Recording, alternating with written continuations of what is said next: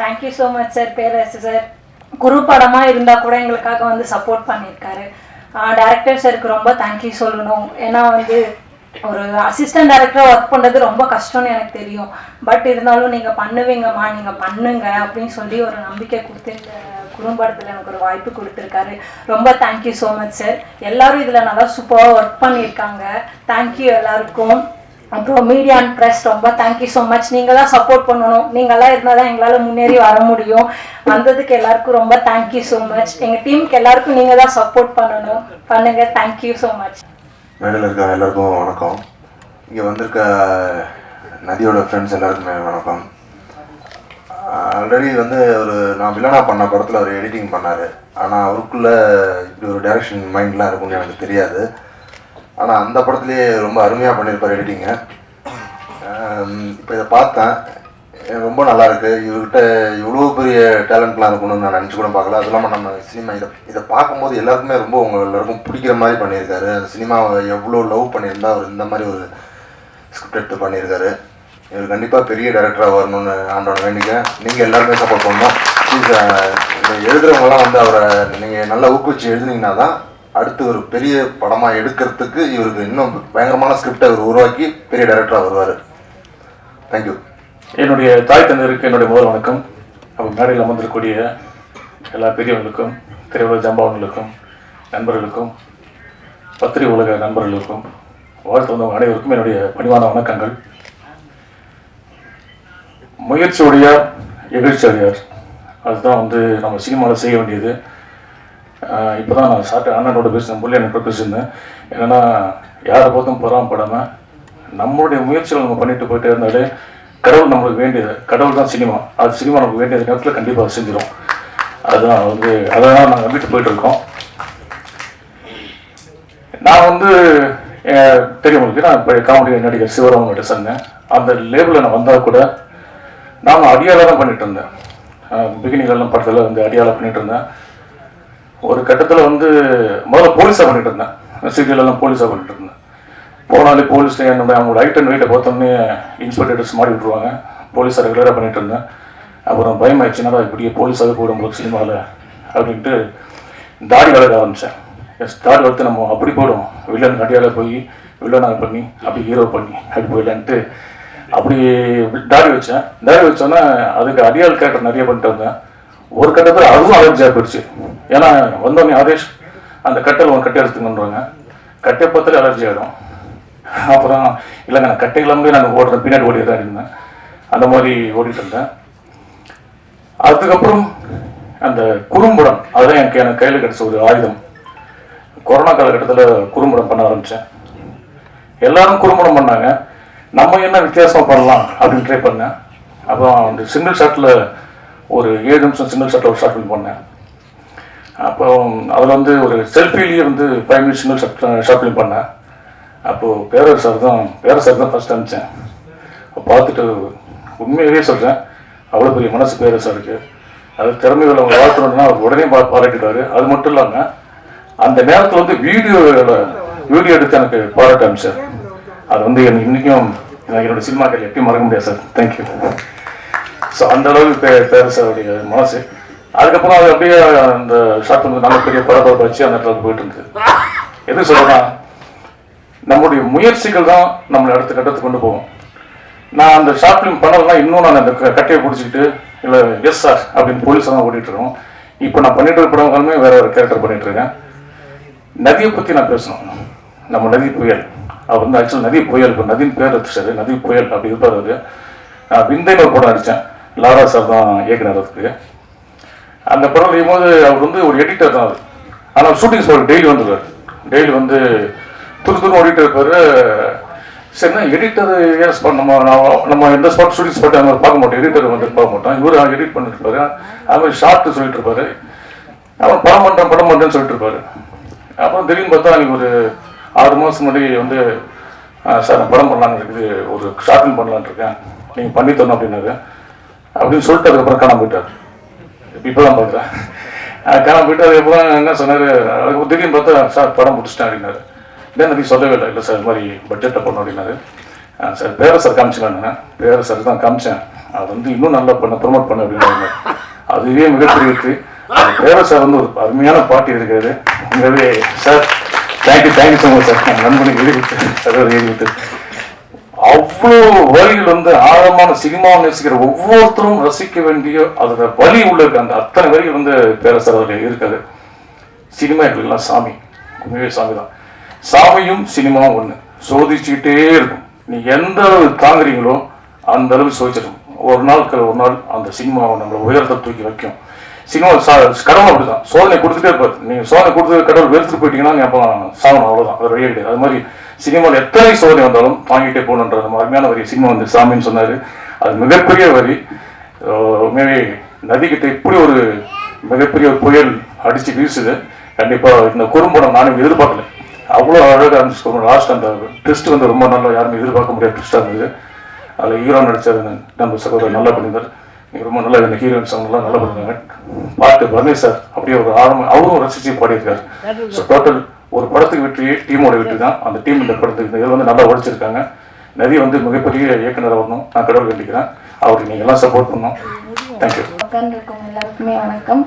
Actually feeling happy to be a part of this and happy, really happy. நல்லா நடிச்சிருக்கேன்னு நினைக்கிறேன்.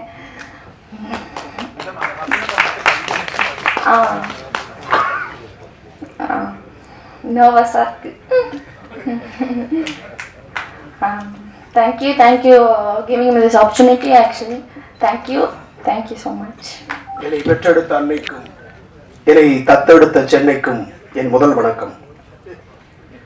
திங்களோடு பிறந்தவளும் தென்றலோடு நடந்தவளும் தேன்புதிகை விட்டெழுந்து சந்தனத்தில் புதுமணத்தில் தோய்ந்தவளும் எந்தையும் தாயும் மகிழ்ந்து குலாவி சிந்தை இழித்திடச் சிறந்தவளும் எந்த நாவசைக்கும் நற்றமிழ் நங்காய் வாழி முத்தம் தந்து முகம் தழுவும் முத்தமிழ் மங்காய் வாழி என வந்திருக்கும் உங்கள் அனைவருக்கும் தமிழ் வணக்கத்தினை உரித்தாக்கிக் கொள்வதில் உள்ளபடியே பெருமகிழ்ச்சி அடைகின்றேன்.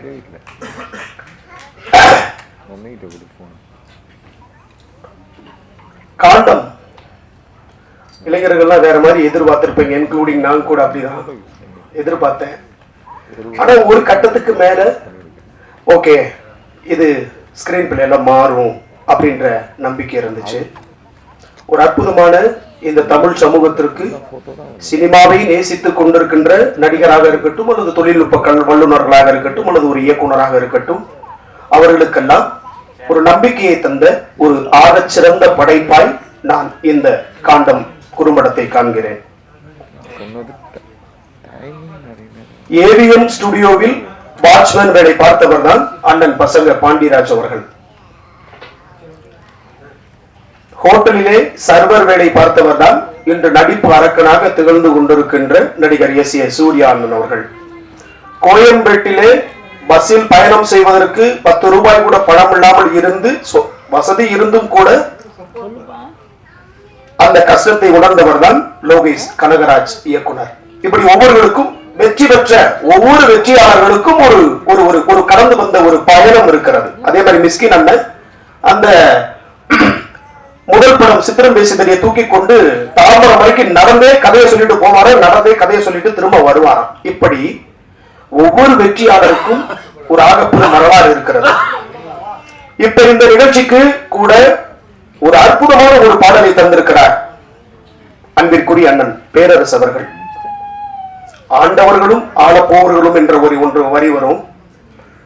உண்மையா நீ சினிமாவை நேசித்த என்று சொன்னால் அது உன்னை ராஜாவாக்கும், உயரத்தில் வைக்கும். அப்படித்தான் யோகிராம் நண்பர் நிறைய படங்கள்ல சின்ன சின்ன வேஷங்கள். இப்ப கருடன்ல ஒரு முக்கியமான கதாபாத்திரம். அன்பிற்குரிய ஆதேஷ் பாலான் அவர்கள் தனது தந்தை தாய் பேரை எந்த திரைப்பட கம்பெனிகளிலும் இயக்குநரிடம் யாரிடமும் அவர் பரிந்துரை செய்ய மாட்டார். அவருக்கான திறமை எனக்கு இது இருக்கிறது என்று சொல்லி வாய்ப்புகளை உருவாக்கி கொண்ட ஒரு மனிதர். அது மாதிரிதான் மேடையில் இருப்பவர்கள் எல்லோரும் கூட.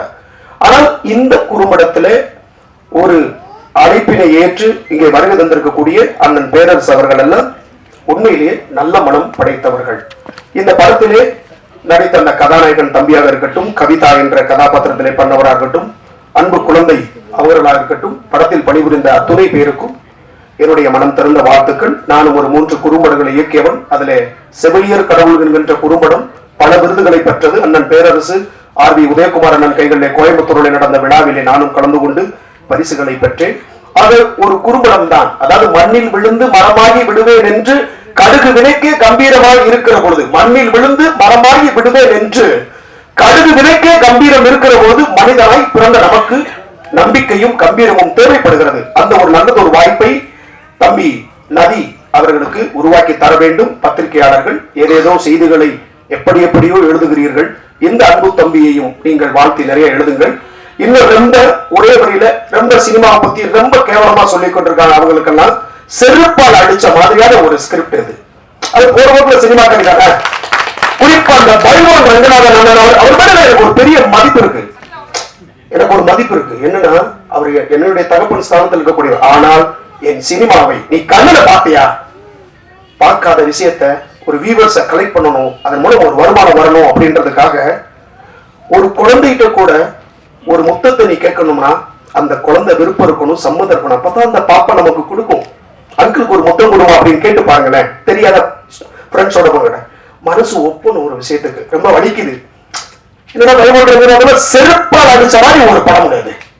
அது போன்ற ஆளுகள் அடிச்ச மாதிரி நீ பார்க்காத ஒரு விஷயத்த, கேட்காத ஒரு விஷயத்த அவன் வந்தா, அவன் அங்க போறான், அவன் இப்படி பண்ணா, பெருசா விஜய் வீட்டுல இருந்தா, அவன் அங்க இருந்தா, இது உனக்கு தேவையா? உன் வேலை என்ன?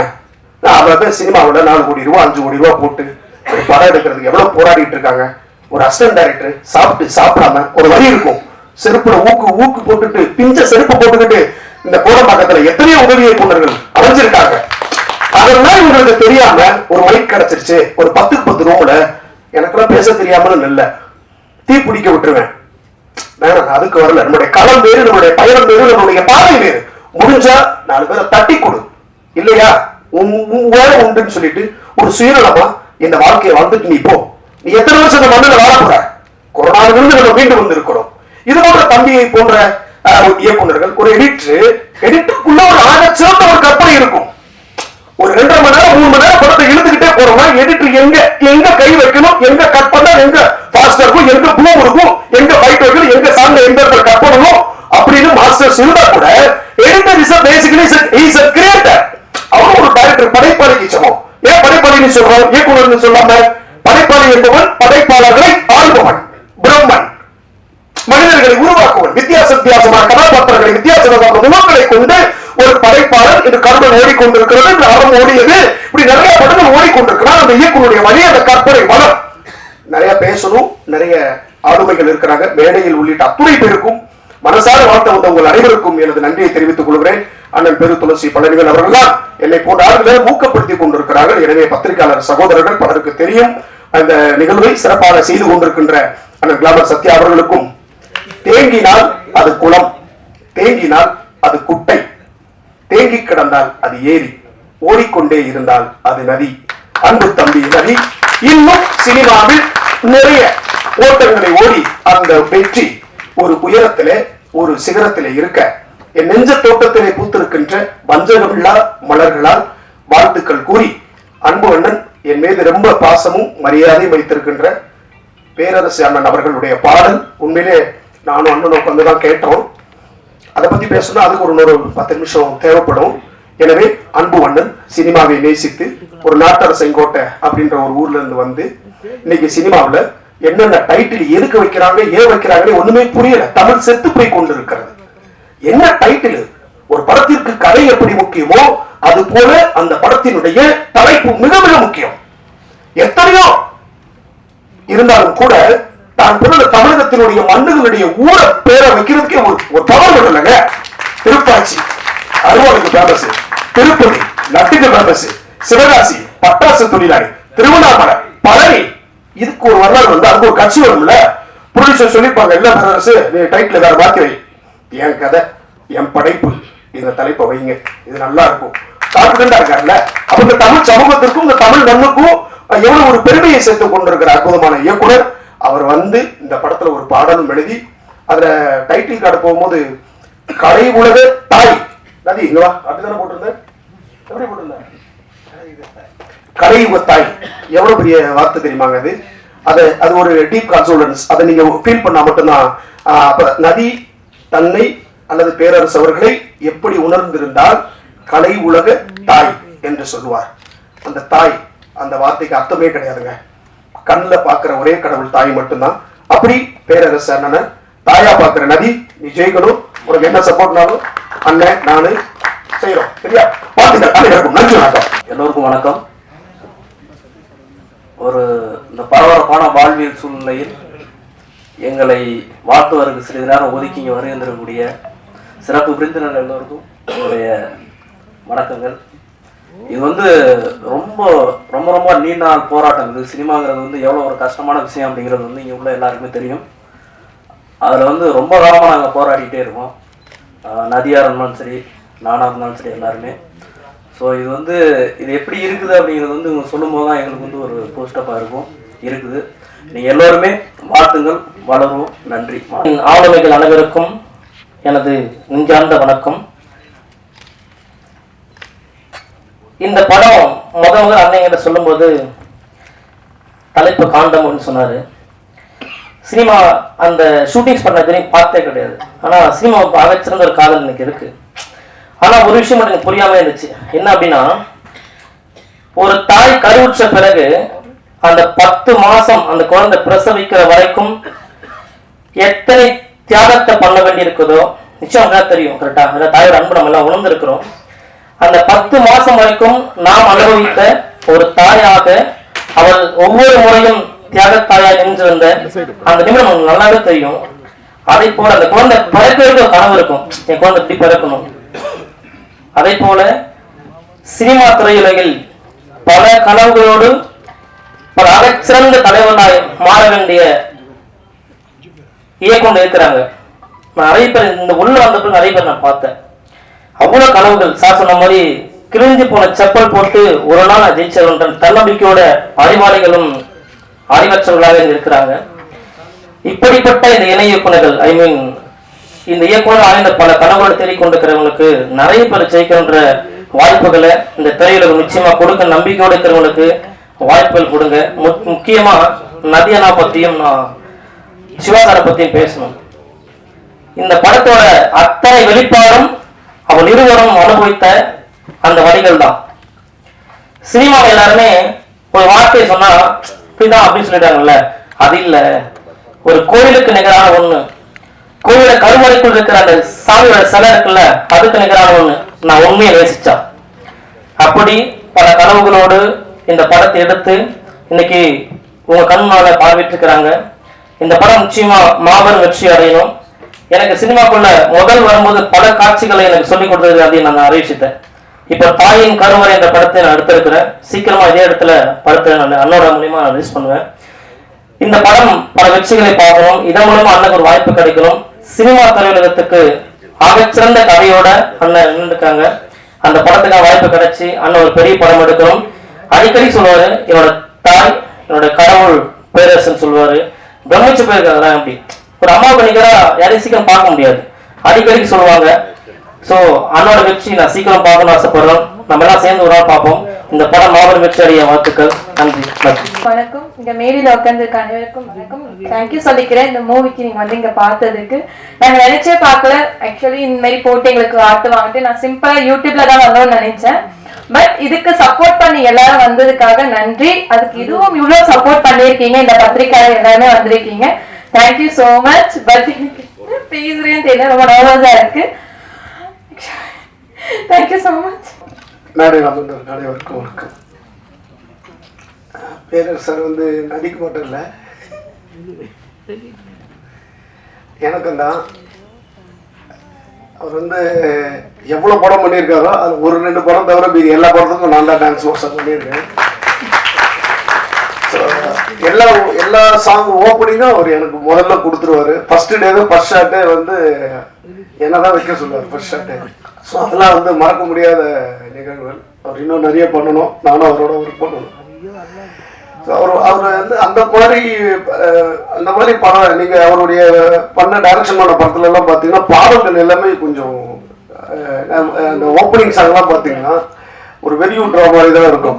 எல்லாருக்கும் ஒரு தன்னம்பிக்கை வர மாதிரி தான் இருக்கும். ஸோ அதே மாதிரி தான் இந்த படத்துலையும் அந்த பாடல் பார்த்தீங்கன்னா இன்னும் சினிமாவை தப்பா நினைக்கிறவங்களுக்கு எல்லாருக்குமே அந்த பாடல் கேட்டாங்கன்னா ஐயோ நம்ம வந்து தவறா நினைச்சிட்டோமேன்னு ஃபீல் பண்ண கூடுற மாதிரி இருக்கும் அந்த ஒரு எழுதின பாடல்கள். இன்னொன்னு எனக்கு இந்த பாடல் இப்போ நான் இந்த குறும்படம் பார்த்தது மூலியமா எனக்கு ஒரு என்ன வரும்னா, பெண்களை அனுப்புற பெற்றோர்கள் எல்லாருக்குமே ஒரு தைரியம் வரும். இந்த மாதிரி படத்தை பார்க்கும்போது என் பொண்ணு வந்து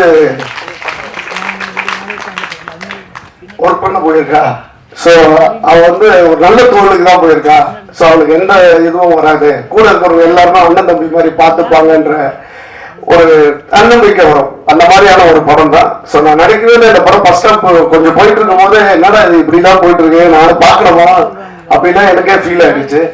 ஸோ சீனு போக போக பார்க்கும்போது அவர் ரொம்ப அருமையா பண்ணியிருந்தாரு நதி. நான் வந்து இவர் வந்து ஆக்சுவலா ஒரு எடிட்டர். நான் சாங் எடிட் பண்ண போகும்போதெல்லாம் மாஸ்டர் எப்படி எப்படி எப்படி இதெல்லாம் சொல்லவே கூடாது, அவ்வளோ அழகா பண்ணவர் வந்து ஒரு படம் டைரக்ஷன் பண்றதுன்றது எவ்வளவு பெரிய கஷ்டம். அது ஒரு குறும்படம்ன்றது ஒரு விஷயத்த வந்து ஒரு சினிமானா 2.5 மணி நேரத்துல சொல்லலாம். ஆனா ஒரு விஷயத்த வந்து ஒரு 20 நிமிஷம் 30 நிமிஷம்க்குள்ள சொல்றது வந்து கொஞ்சம் கஷ்டம். ஆனா இவர் வந்து சிறப்பா பண்ணியிருக்காருன்னா நம்ம பாராட்டி ஆகணும்.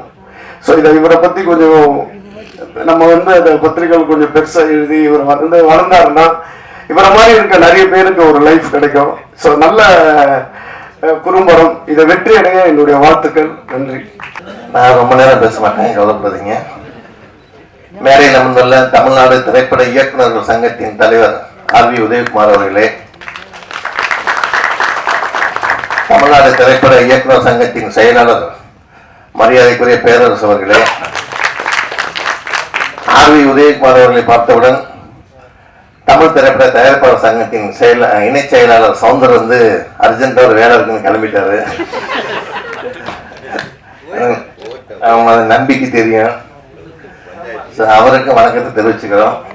அதே மாதிரி நம்ம ஆதேஷ் பாலா, யோகி, அப்புறம் லாரா, அசோக் ராஜ், நடித்த வைஷ்ணவி, அப்புறம் குணா, அப்புறம் மதுமிதா, கார்த்திக் ராஜா, சிவா, நிறைய பேர் மைண்ட்ல இல்லை. அதே மாதிரி எடிட்டரு, இந்த படத்தோட எடிட்டர் டைரக்டர் ஒரே ஆள் தான், நதி புயல். ஆனால் நதின்னு வச்சிருக்கிறாரு. இவர் எப்படின்னா ஒரு விஷயத்தை எடுத்துக்கிட்டா அதை வந்து ரொம்ப டீப்பா போய் அதை கடைசி வரைக்கும் கூட ஃபாலோ பண்ணிட்டு அதை என்னன்னு தெரிஞ்சுக்கிற வரைக்கும் நம்மளுக்கு ஃபோன் பண்ணிக்கிட்டே இருப்பாரு. இந்த ஃபங்க்ஷனுக்கு 15 நாளைக்கு முன்னாடி ஆரம்பிச்சாரு. தினமும் பேசிட்டே இருக்கு. இன்னைக்கு காலையில இன்னைக்கு சாயங்காலம் 6 மணி வரைக்கும் பேசிட்டு இருக்கிறாரு. ஏன்னா அந்த டென்ஷன் இப்போ பத்திரிகாரங்களுக்கும் சரி, எனக்கெல்லாம் வந்து இந்த மாதிரி ஃபங்க்ஷன் நிறைய பார்த்துட்டோம். உதயகுமார் சார்லாம் பார்த்துட்டாரு, பேரரசு சார்லாம் பார்த்துட்டாரு. ஸோ இவங்களுக்கு வந்து இது முதல் படம், அதனால ஒரு டென்ஷன் இருக்குது. தசை ஆனுவல் எக்ஸாம் எழுதுன மாதிரி. அதே மாதிரி தொகுத்து வழங்கினவரு நல்லா எழுதிட்டு வந்திருக்கிறாரு. சில சமயம் சில தடுமாற்றம் வந்தது, அது முதல் அப்படிங்கிறதுனால இனி போக போக அவருக்கு நிறைய மேடைகள் கிடைக்கும். என்ன நல்ல வார்த்தைகள்லாம் நல்லா கொண்டு வந்து என்னையும் நல்லா பாராட்டி எழுதுகிறாரு. ரொம்ப சந்தோஷம். பேரு முக்கியம் இல்லைல்ல. அதனால வந்து அவருக்கு அந்த நேரத்தில் நன்றியை தெரிவிச்சுக்கிறேன். இது காண்டம் ஒரு பரபரப்பா எல்லா மனசுலயும் ஒரு கிளுகிழப்பா இருந்தது இந்த டைட்டில். எல்லாரும் ஒரு எதிர்பார்ப்போட வந்திருக்கீங்க. அதனால அரங்கம் நிறைந்த காட்சிகளா இருக்குன்னு பார்த்தோம்.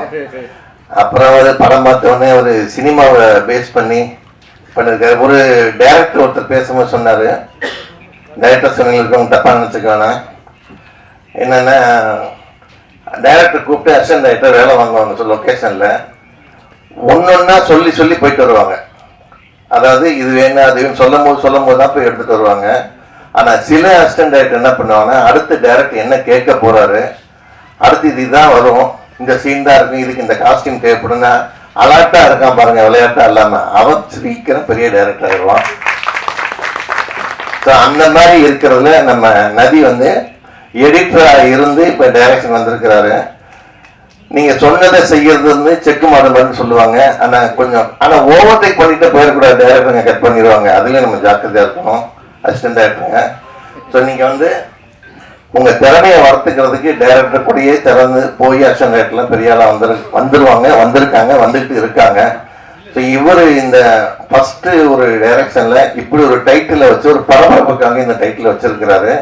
அதான் கரெக்டா அந்த காண்டம் வந்து கரெக்டா மேக்கப்ல வந்து யூஸ் பண்ணிருக்கிறாரு. அதுக்கே நம்ம பாராட்டு தெரிவிக்கலாம். கற்பனை அந்த இடத்துல உடைச்சிட்டாரு. ஆளாளுக்கு ஒரு கற்பனையில இருந்தோம். அதை வந்து இதுக்கு தாண்டா இந்த காண்டம் யூஸ் ஆகுங்கிற மாதிரி கொண்டு வந்து போட்டு உடைச்சாரு.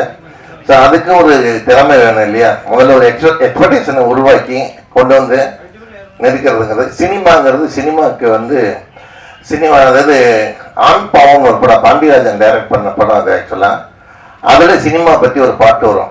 வந்தன வந்தன வந்த சனமெல்லாம் குந்தன குந்தனம், இங்கே இந்திர வந்துடும் சந்திர வந்துடும் எங்கள் சினிமாவில், என்டிஆர் எம்ஜிஆர் வந்து எங்கள் சினிமாவில், அமெரிக்காவில் ஆட்சி அமைச்சா எங்கள் சினிமாவில். நல்ல பாட்டு இளையராஜா பாடியிருப்பார்.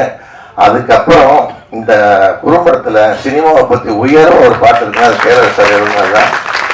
அது வந்து இசையமைப்பாளர் பரணி பாடியிருக்கிறாரு. அவர் பையன் மியூசிக் அமைச்சிருக்காருன்னு நினைக்கிறேன். பரணியோட பையன் தான் மியூசிக் அமைச்சிருக்கிறாரு. பரணி யார் தெரியுமா உங்களுக்கு? நிறைய பேர் மியூசிக் டைரக்டரும் தெரியும். எந்தெந்த பாட்டு ஞாபகம் இருக்குதோ அவர் ஹிட்டான பாட்டு அத்தனையும் அவர் போட்ட பாட்டெல்லாம் ஹிட்டு. அந்த அவ்வளோ அழகா பண்ணியிருப்பாரு. ஸோ அவரோட பையன் இதுக்கு அழகா டியூன் போட்டு அப்பாவே பாட வச்சு இந்த சாங்கை ஹிட் பண்ணியிருக்கிறாரு. ஸோ அவருக்கு இந்த நேரத்தில் நம்ம பாராட்ட தெரிவிச்சுக்கலாம். அதே மாதிரி கிருஷ்ணன் பஞ்சுன்னு ஒரு டேரக்டர் இருந்தாங்க. பராசக்தி படம்லாம் பார்த்துருப்பீங்க. அதில் பஞ்சு சார் வந்து எடிட்டராக இருந்து டைரக்டராக வந்தவர். அது மாதிரி நிறைய பேர் வெள்ளைச்சாமியிலேருந்து நிறைய பேர் எடிட்டராக இருந்து டைரக்டராக இருக்கிறாங்க. அந்த வரிசையில் நதிப்பொயிலும் எடிட்டராக இருந்து டைரக்டராக வர்றாரு. அவருக்கு நம்ம பாராட்டுகளை தெரிவிச்சுக்கலாம். அதாவது வீட்டுக்கு ஒரு சாமி உண்டு, அது அம்மா அம்மா தான். கோவில் குளம் போவதெல்லாம் சும்மா சும்மா தான் சொல்லுவாங்க. அது மாதிரி சினிமாவை இவ்வளோ ஒரு கடவுளுக்கு ஈக்குவலாக கொண்டு வந்து எழுதியிருக்கிறாங்கன்னா அந்த தொழிலை நேசிக்கிறவங்க தான் அதோட அர்த்தம் புரியும். வெளியிலேருந்து பார்க்குற சினிமா விட ஒரு கிளாமராக இருக்கும், ஒரு கவர்ச்சியாக இருக்கும். ஓ, சினிமாக்காரங்க எல்லாருமே இப்படி தான் கிளாமராக இருக்கும். இங்கே தான் இந்த சினிமாவில் தான் கீழே இருக்கவன் மேலே வருவான், மேலே இருக்கவன் கீழே போவான் அப்படிங்கிற ஒரு தத்துவம். விஜய் ஒரு படத்தில் பேசியிருப்பாரு. வாழ்க்கை ஒரு சக்கரம் தான், இன்னைக்கு மேலே இருப்பான் நாளைக்கு கீழே இருப்பான்னு ஒரு டைலாக் ஒரு திருமலை படத்தில். ஸோ அந்த மாதிரி இந்த சினிமாக்காரங்களோட நிலைமையை ஒரு அசிஸ்டன்ட் டைரக்டராக இருந்து வாழ்க்கையில் வந்து ரொம்ப வந்து இந்த படத்தில் பார்த்தீங்கன்னா ஒரு சினிமாவில் வந்து பிஆர்ஓ தான் முதல்ல வந்து ஒரு ப்ரொடியூசரோ டைரக்டரை கூப்பிட்டு பேசுவாங்க. ஏன்னா இன்னைக்கு என்ன ட்ரெண்டில் இருக்குது, யார் யார் இருக்கிறாங்க செய்கிறாங்க பேசுவாங்க. அதுக்கப்புறம் பார்த்தீங்கன்னா இந்த அசிஸ்டன்ட் டைரக்டர் தான் வெரி பிகினிங்கில் வந்து சினிமாக்குள்ளே நுழைஞ்சு வேலை செய்ய ஆரம்பிச்சு படம் முடிஞ்ச பிறகு பார்த்தீங்கன்னா முன்னெல்லாம் வந்து எடிட்டருங்க இந்த அசிஸ்டன்ட் டைரக்டர் தான் தியேட்டருக்குலாம் அனுப்புவாங்க. எந்தெந்த சீன்லாம் கட் பண்ணணும், எதை சேர்க்கணும், இந்த அசிஸ்டன்ட் டைரக்டர் இந்த ரீல் எடுத்துகிட்டு போவாங்க. ஸோ நான் முதல் ஒரு படம் எடுத்தேன் 91ல் ஃப்ரெண்ட்ஸுங்களோட சேர்ந்து. ராமராஜனை ஹீரோ வச்சு ஒரு படம் பண்ணேன், மில் தொழிலாளின்னு ஒரு படம். அந்த படத்தில் நான் அசிஸ்டன்ட் டைரக்டருக்குலாம் வீட்டில் கொண்டு போய் தேங்காய் பழம் இந்த ஆப்பிள் இதெல்லாம் வாங்கிட்டு செட்டில்மெண்ட்டை வீட்டில் போய் பண்ணிட்டு வந்தேன். அன்னைக்கு செட்டில்மெண்ட் என்ற வாங்க அத்தனை பேர் பின்னாடி பெரிய டைரக்டர் ஆகிட்டாங்க. இவர் மகாராஜன், இளங்கண்ணன், அப்புறம் நாகராஜ், சூரி, இப்போ வேல்முருகன் கூட அதில் ஒர்க் பண்ணார். எல்லாருமே இன்னைக்கு சினிமாவில் பெரிய ஆளாக இருக்காங்க. ஸோ என்னென்ன அவங்க தான் ரொம்ப வந்து எல்லாருக்கிட்டையும் மற்ற மாதிரி இந்த அசிஸ்டன்ட் டைரக்டருங்க டைரக்டருக்கு ஒவ்வொரு திட்டுவார், ஹீரோ திட்டுவாங்க, ப்ரொடியூசர் திட்டுவார், ஆர்டிஸ்ட் திட்டுவாங்க, லைட் பாய் முதல்கூட திட்டிகிட்டு இருப்பான். அதெல்லாம் மீறி அந்த அசிஸ்டன்ட் டைரக்டர் வந்து பெரிய ஆளாக வருவாங்க. அவங்க வந்து ஒரு லட்சியத்தோட தான் இருப்பாங்க. அதை உதாரணம் சொல்ல போனேன், அவங்களுக்கு வந்து நான் நிறைய தடவை சொல்லியிருக்கேன் அவங்கள்ட்ட, உங்கள் லட்சியம் ஒரு நாள் ஈடேறும், அதை நீங்கள் அலட்சியப்படுத்தாது இருந்தால் அப்படின்னு சொல்லுவேன். உங்கள் ஆசைகள் ஒரு நாள் ஈடேறும், அது பேராசையாக இல்லாத இருந்தாலும் சொல்லி நான் என்கிட்ட இருக்கிற அசிஸ்டன்ட் படங்களை 7 படம் ப்ரொடியூஸ் பண்ணிட்டேன். இப்போ கூட ஒரு படம் பண்ணிட்டு இருக்கிறோம் ஸ்ரீகாந்த் வச்சு, தினசரின்னு ஒரு படம். இளையராஜா சார் தான் மியூசிக். அதில் நிறைய ஆர்டிஸ்ட் போட்டு படம் பண்ணிட்டு இருக்கிறோம். ஒரு 6 நாள் ஷூட்டிங் இருக்கு. எதுக்குன்னா அந்த சினிமாக்குள்ள இருக்கிறது, இப்போ நான் பத்திரிக்காரனாவோ பிஆர்ஓ மட்டுமே இருந்திருந்தேன் சினிமாக்குள்ள என்ன நடக்குதுங்கிறது தெரியாது. ஏன்னா அவங்கெல்லாம் வருவாங்க, மேடையில் வருவாங்க, பேசுவாங்க, இவங்க கேள்வி கேட்குறாங்க, அதுக்கு ஒரு கிளிப்பிங்ஸை போட்டு போயிட்டே இருப்பாங்க. அவங்களுக்கு உள்ள இன்னரை என்ன நடக்குதுன்னு தெரியாது. இதில் 24 கிராஃப்ட்ஸ் இருக்கு. அது போக திரைமறைவு கலைஞர் நிறைய பேர் இருக்கிறாங்க. அவங்கெல்லாம் அதுக்கப்புறம் டிஸ்ட்ரிபியூட்டரு, எக்ஸிபியூட்டரு, மீடியேட்டர்ஸு, பிஆர்ஓக்கள், அந்த 24 கிராஃப்ட்ஸ் இல்லாத ஒரு 12 கிராஃப்ட்ஸ் இருக்கு. ஜிம் பாய்ஸ் முதல் கொண்டு இருக்கு. இத்தனை பேர் சினிமா நம்பி தான் இருக்காங்க. இந்த சினிமாக்காரன் மட்டும் காட்டுலையும் மலையிலையும் மேட்டுலையும் பனியிலையும் புயல்லையும் எல்லாத்துலேயும் போய் வேலை செஞ்சிருப்பான், குடும்பத்தை மறந்து. அப்படி அவன் மறந்து வேலை செஞ்சாதான் நீங்க எல்லாம் ஏசியில் உட்காந்துட்டு நல்லா கைத்துட்டு ரசித்து படம் பார்க்க முடியும். ஏன்னா அவங்களுக்கும் குடும்பம் இருக்குங்கிறத உங்களுக்கு சொல்ல வரும். அதனால இப்போ ஒரு குணா பேசும்போது ரொம்ப டென்ஷனாகி பேசினாரு. ஒவ்வொருத்தருக்கும் ஒரு ஆங்கிள் இருக்கு. நீங்க வந்து சினிமாக்காரங்களுக்கும் குடும்பம் இருக்கு, அவங்களுக்கும் குழந்தைகள் இருக்கு, வாரிசுகள்லாம் இருக்கு, அவங்களும் ஸ்கூல்ல படிக்கிறாங்க, காலேஜில் படிக்கிறாங்க. ஒருத்தரை பத்தின விஷயங்களை போடும்போது அதை கொஞ்சம் தெளிவாக கேட்டுட்டு நீங்கள் போடலாம். சம்மந்தப்பட்ட மேனேஜர்கிட்ட கேட்கலாம், இல்லை பிஆர்ஓட்ட கேட்கலாம், அசிஸ்டண்ட்டை கேட்கலாம், யாராவது ஒருத்தர் விசாரிச்சு நீங்க போட்டீங்கன்னா நல்லது. நீங்க போற ஒரு விஷயம் அந்த சினிமாக்கார குடும்பத்தை எவ்வளவு பாதிக்குதுங்கிறது உங்களுக்கு தெரியாது. உங்களுக்கு போற போக்கில் ஒரு நியூஸ். ஸோ அதனால அதுலயும் நீங்க கொஞ்சம் கவனமா இருந்து இந்த இடத்துல ஒரு வேண்டுகோளை வைக்கிறேன். ஸோ இதுக்குன்னா எல்லாருக்குள்ளயும் ஏன்னா நாங்க தேர்ந்தெடுத்த தொழில் வந்து சினிமா. நீங்க தேர்ந்த ஒரு இன்ஜினியரா இருக்கலாம், ஒரு டாக்டரா இருக்கலாம், வக்கீலா இருக்கலாம், ஜட்ஜா இருக்கலாம், அரசியல்வாதியா இருக்கலாம், எது வேணாலும் நீங்க கவர்மெண்ட் ஊழியரா இருப்பீங்க, போலீஸா இருப்பீங்க. ஆனா சினிமாக்காரன் அந்த தொழில பண்ணிட்டு வந்த ஒரு ஃபங்க்ஷன்ல பேசும்போது டேரக்டர் அமீர் சொன்னாரு, நாங்கெல்லாம் பிஆர்ஓக்கெல்லாம் உட்காந்து இங்க ஒரு குரூப் போட்டோ எடுத்தோம் ஒரு ஃபங்க்ஷன்ல பொதுக்குழு நடக்கும்போது. போட்டோகிராஃபரு போட்டோ எடுக்கும்போது சொன்னாரு, சார் அங்கேயே இருங்க நகராதீங்க அப்படின்னாரு. அப்ப நான் சொன்னேன், நாங்க இங்கேயே தான் இருக்கிறோம், எங்களை பார்த்துட்டு போறவங்க பெரிய ஆளா போயிட்டு இருக்காங்கன்னு சொன்னேன். அப்ப அமீர் சொன்னாரு, அதாவது இறைவன் வந்து ஒவ்வொருத்தருக்கும் ஒரு வாய்ப்பு கொடுப்பான். நீங்க எந்த தொழில் எடுத்து என்னவா அதை விரும்புறீங்களோ அதுல தான் நீங்க டிராவல் பண்ணணும், அதுல எப்படி முன்னுக்கு வரணும்னு பார்க்கணும். இங்க இருந்துட்டு அங்க பார்த்துட்டு பொறாமப்பட்டுட்டீங்கன்னா நீங்க அந்த தொழிலுக்கு போயிருக்கணும் அப்படின்னாரு. அருமையான வார்த்தை அது. ஏன்னா நம்ம எங்க இருக்கிற இடத்த செய்கிற தொழில சிறப்பா செய்யணும். அந்த இதை வந்து நதி வந்து கரெக்டா செஞ்சுட்டு இருக்கிறாரு. நல்ல நேர்த்தியா இருக்கு டைரக்ஷனு, மேக்கிங் நல்லா இருந்தது. ஸோ இன்னும் கொஞ்சம் நிறைய அவருக்கு வாய்ப்புகளும் நிறைய சந்தர்ப்பம் கிடைச்சுன்னா டெஃபினட்டா பெரிய டைரக்டர் வருவாரு. அவருக்கு வாழ்த்து தெரிவித்து விடைபெறுகிறேன். நன்றியோட வணக்கம். நான் வேற ஒரு ஃபங்க்ஷனில் இருந்தேன், அதனால் கொஞ்சம் லேட்டாக வந்து ஜாயின் பண்ணேன். இருந்தாலும் இந்த டைட்டில் என்னை இங்கே வர வச்சிருச்சு. ஏதோ ஒரு விஷயம் இருக்கும்போது இருக்கியா, மிஸ் பண்ணிடக்கூடாது இது அப்படின்னு. உண்மையில் ஒரு தைரியமான டைட்டில் வச்ச நதிக்கு என்னுடைய முதற்கண் வாழ்த்துக்கள். பெரிய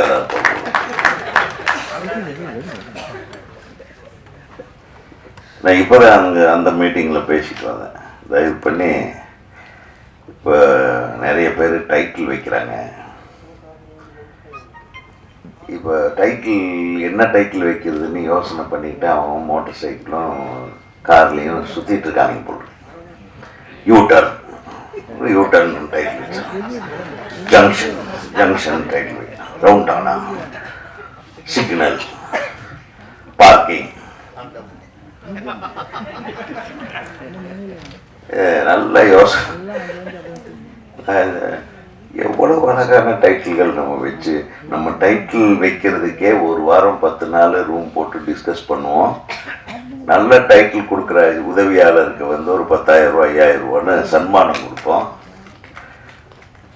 அதனால சூப்பரான டைட்டில் வச்ச உனக்கு என்ன கொடுக்குறதுன்னு தெரியல. என்ன கொடுக்கலாம்? இதுக்கு அந்த அந்த அந்த இது கொடுத்தோன்னே டென்ஷன் ஆகிட்டேன் நான். ஒரு நீளமா நான் உன்னையும் வேண்டி விரும்பி கேட்டுக்கிறேன், இதுக்கு நீ வந்து ஆண் உரை என் டைட்டில் வச்சிருந்துருக்கலாம் இல்லையா? அது கூட அழகான டைட்டில் தான்.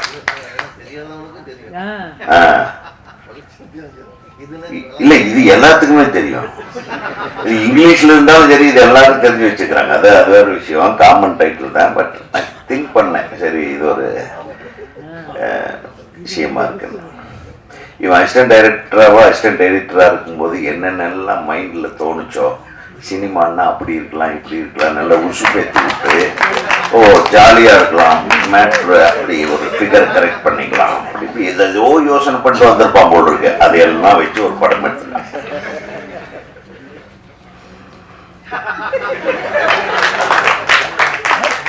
எடிட்டரா இருக்கும்போதே இப்படி நான் உண்மையில் அசிஸ்டன்ட் டைரக்டரா நம்ம பேரரசிட்ட ஒர்க் பண்ணியிருந்தா என்ன ஆயிருக்கும் அவனோட கதி.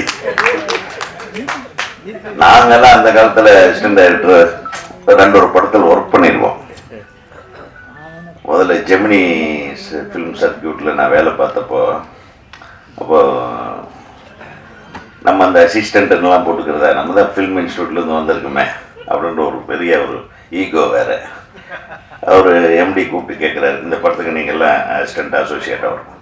சார் நான் ஃபிலிம் இன்ஸ்டியூட்டில் படிச்சுட்டு சரி ஏதோ ஒன்று பண்ணுங்க, ப்ரொடக்ஷன் எக்ஸிக்யூட்டிவாக போட்டுருங்க. ஓகே அப்படின்னு. கடைசியில் பார்த்தா அது ப்ரொடக்ஷன் மேனேஜர் வேலை. தெரியாதனமாக ஜாயின் பண்ணிட்டேன். சரி பரவாயில்ல. ஆனால் அசிஸ்டன்ட் டைரக்டர் வேலை தான் பார்த்தேன். அதில் வந்து கல்லூரி சீக்வன்ஸ் எல்லாம் நான் கொஞ்சம் துருன்னு அப்படி இப்படி கொஞ்சம் ஸ்டைலாக பேசிக்கிட்டு கவிதைகள் எல்லாம் படிச்சுக்கிட்டு இருப்பேன். அவர் நேதாஜி டைரக்டர். அவர் என்ன பண்ணார், உதயகுமார் நீங்கள் என்ன பண்ணுங்க, கல்லூரி சீன்ஸ்க்கு நல்ல இளம் பெண்கள் ஒரு 25 பேரை செலக்ட் பண்ணுங்க. பயங்கர ஹாப்பி ஆகிட்டேன். ஒரு வாரம் தூங்கவே இல்லை. அசிஸ்டன்ட் டைரக்டர்னா இப்படி ஒரு அசிஸ்டன்ட் டைரக்டரா வரலாறு. அடுத்த நாள் மாத்திட்டார். இல்லை அது உங்களுக்கு செட் ஆகாது, நீங்கள் எப்போ பார்த்தாலும் பொம்பளை கூடவே பொண்ணு கூடவே பேசிட்டு இருக்கிறீங்க. அவங்க வந்து தான் எனக்கு சார் வணக்கம் சார் நான் நல்லா நடிப்பேன் சார் அப்படி. ஸோ பெண்கள் எல்லாமே நம்ம கூட வந்து ஜாலியாக இருப்பாங்க. அப்போ கூட நான் ஒன்று மாதிரி தான் கொஞ்சம் யோசனை பண்ணேன். டக்குன்னு கட் பண்ணி விட்டாரு அந்த டைரக்டர். இல்லை உதாரணத்துக்கு சொல்கிறேன், இதில் பல விஷயங்கள் சந்தோஷமான விஷயங்கள்.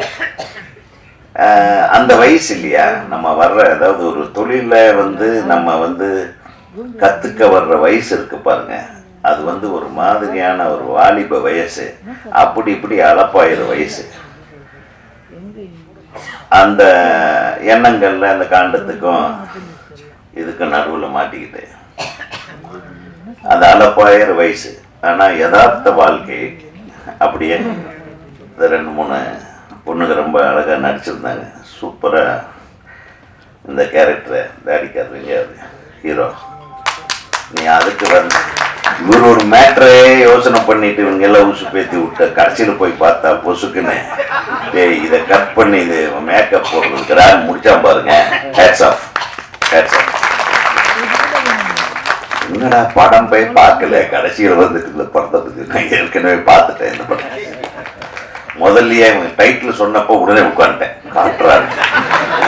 ஸோ அந்த மாதிரி கண்டிப்பா டைட்டில் பார்த்த உடனே எல்லாரும் படம் பார்ப்பாங்க. இவங்க எழுதினாலும் சரி எழுதனாலும் சரி இவங்களை பத்தி கவலைப்படாது.